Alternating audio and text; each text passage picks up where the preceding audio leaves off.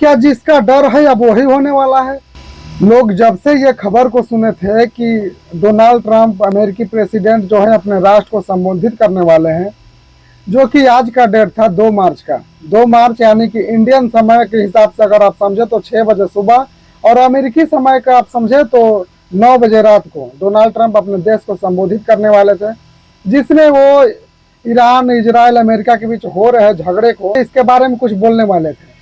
सबका नजर यही था, सबका आस यही था कि डोनाल्ड ट्रंप शायद आएंगे और कहेंगे कि अब हम इस युद्ध को खत्म कर रहे हैं, अब शांति बहाल होगा, देश में सुरक्षा बहाल होगा, सब लोग चैन से अमन से रहेंगे। लेकिन डोनाल्ड ट्रंप ने ऐसा कुछ भी नहीं कहा। डोनाल्ड ट्रंप ने तो बल्कि ये कहा कि हफ्ते, 2 हफ्ते, 3 हफ्ते तक ये जंग अभी चलेगी और अमेरिकी सेना लड़ने के लिए काफी तैयार है। ताकत के लिए अमेरिका जानी जाती है, उस ताकत का भरपूर इस्तेमाल करेगी।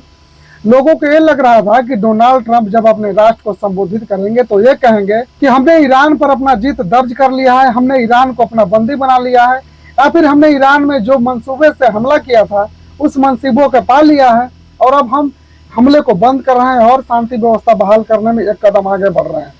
लेकिन डोनाल्ड ट्रंप ने ऐसा कुछ भी नहीं कहा, बल्कि डोनाल्ड ट्रंप के भाषण से ऐसा लग रहा है कि तनाव और भी ज्यादा बढ़ेंगे और जो देश इस जंग के हालात से परेशान है उनके साथ और भी परेशानियां बढ़ने वाली है। डोनाल्ड ट्रंप ने स्टेट ऑफ हॉर्मुज के बारे में भी कुछ कहा है। उन्होंने कहा कि स्टेट ऑफ हॉर्मुज से हमारा कोई लेना देना नहीं है, वहां से हमारा कोई तेल नहीं आता है, कोई टैंकर नहीं आता है। जिनको भी तेल चाहिए वो अमेरिका से तेल ले लीजिए, मेरे पास बहुत सारा भंडार है। लेकिन दुनिया का 20% ट्रेड, 20% व्यापार जो है स्टेट ऑफ हॉर्मुज के रास्ते होता है, वो कैसे होगा? दुनिया परेशान है। अभी देख रहे हैं स्टेट ऑफ हॉर्मुज बंद होने से भारत में कितनी स्टेबिलिटी गड़बड़ाई है। भारत में एलपीजी का कितना क्राइसिस आ रहा है। अभी तक तो डीजल पेट्रोल की कमी नहीं हो पा रही है, लेकिन अगर ऐसे ही कुछ दिन और जंग चला तो बहुत जल्द देश में किल्लतें आने की संभावना है, देश में डीजल पेट्रोल की कमी होने की संभावना है, देश में कई सारे महामारियों का दस्तक देने की संभावना है। इस युद्ध से कोई लेना देना नहीं है, वो देश भी परेशान होते हुए नजर आएंगे। देश के नागरिक क्या करे? जंग कोई देश दूसरा लड़ रहा है, परेशान कोई दूसरा हो रहा है। इसी बीच ऑस्ट्रेलिया के प्रधानमंत्री ने अपने देश को संबोधित करते हुए कहा है कि हालात बिगड़ रहे हैं, अभी जिस तरीके से हालात चल रहे हैं अभी और बिगड़ने की संभावना है। इसलिए अपने नागरिकों को सुरक्षित रहने के लिए, अपने नागरिकों को संयम बनाकर रखने के लिए, अपने नागरिकों को सरकार का साथ देने के लिए कह रहे हैं।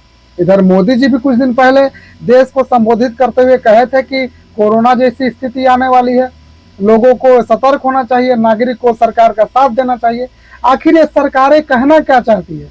आखिर इनको पता क्या है? इनको कौन सा इनपुट मिला है? कुछ तो इनके पास जानकारियां होंगी कि ऐसी बातें निकल कर सामने आ रही है। उधर पश्चिमी देशों में कुछ देश ऐसे अपने लोगों को समझा रहे हैं कि अगर बगल के देश में एटमी हमला हो, अगर बगल के देशों में परमाणु हमला हो तो आप कैसे बच सकते हैं? आप डरे नहीं, आप बच सकते हैं और कई सारे उपाय ड्रिल समझा रहे हैं। अब पता नहीं होने वाला क्या है, कैसे इस घड़ी से निकला जाएगा, इस संकट की घड़ी में लोग कैसे एक दूसरे का साथ देंगे, कैसे इस संकट की घड़ी से निकल कर बाहर आएंगे। क्या कोरोना से भी बदतर स्थिति हो जाएगा? कोरोना के समय में ऐसा था कि तेल बेचने वाले बहुत थे और लेने वाले कम थे, लेकिन इस समय ऐसा है कि लेने वाले बहुत ज्यादा हैं और बेचने वाले कम हो गए हैं, क्योंकि इस समय जो बेचने का रास्ता है उस पर ईरान अपना कंट्रोल जमाए बैठा है।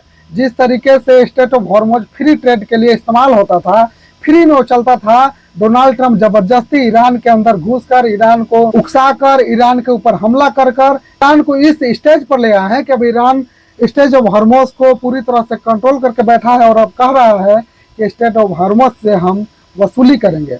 अब या तो वसूली के नाम पर ईरान को पैसा दीजिए या फिर इस वसूली को डिस्काउंट करने के लिए ईरान से तेल खरीदिए। अब ईरान एक बड़ा बिजनेसमैन के रूप में उभरता हुआ नजर आ रहा है। लेकिन इस जंग का एंड क्या होगा? इस जंग का परिणाम क्या होगा? ये जंग कैसे खत्म होगा? अमेरिका का कहना है कि मेरा जो टारगेट था वो हमने पूरा कर लिया है, मैंने ईरान का टॉप लीडर को मार दिया है, मैंने ईरान के जितने भी टॉप सेना अधिकारी थे उनको मार दिए हैं, अब ईरान में कुछ बचा नहीं है। जो भी पुराने लोग थे जिनसे हमारी कुंडक थी, हमने सबको निपटा दिया है। ट्रंप कब क्या बोलेंगे, कब क्या बोलकर पलट जाएंगे, ये भी कोई नहीं जानता है। पूरी तरह से इस संबोधन पर निर्भर हो जाना भी काफी अच्छा नहीं होगा।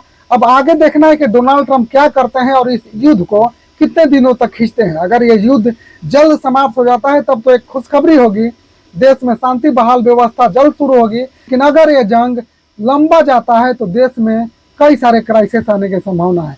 और अपनी जो व्यवस्था है उसको संभाल कर रखिए, आगे हो सकता है कि महामारी आए और आपकी बचाए हुए राशि, बचाए हुए व्यवस्था उसमें काम आए। धन्यवाद। सतर्क रहिए, एकजुट रहिए और मिलकर इस संकट की घड़ी में सब एक दूसरे का साथ दीजिए।